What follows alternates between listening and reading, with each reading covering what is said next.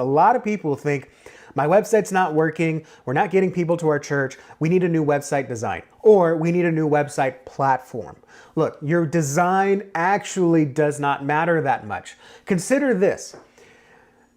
Imagine you have a preacher on stage, beautiful lighting, perfect sound, pastor's, I don't know, tall man, booming voice, real slick suit, pink pastel pocket square, and he's just the most wonderful, charismatic communicator, orator that you've ever heard. But you're in this place on a Sunday morning listening to this man, and he ain't preaching the Bible. He never mentions a verse. He's just a motivational speaker on a church stage. Contrast to, actually this is funny, contrast to a church that my grandparents went to. It was actually my cousin's church.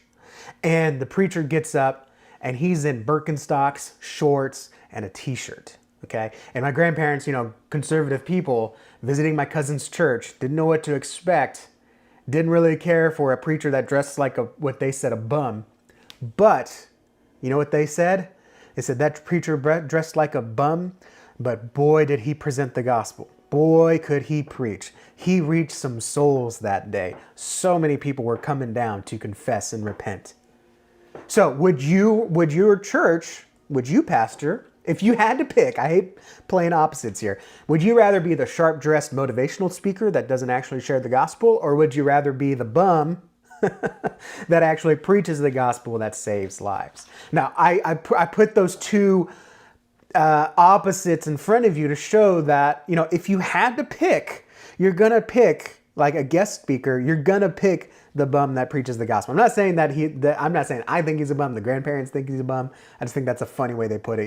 You're always like sitting at the dining table, oh, grandma, oh, grandpa.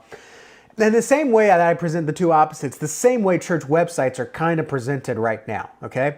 We can have these beautiful designed websites, and I'm not knocking the platforms.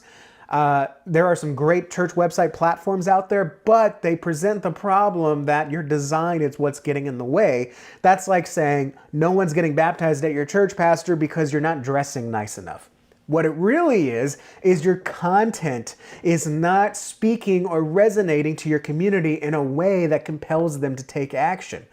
I'm not saying you got to have a boring, poor designed website. That's important, but if you had to pick one, or if you had to put more priority on something, you need to put priority on your content, okay?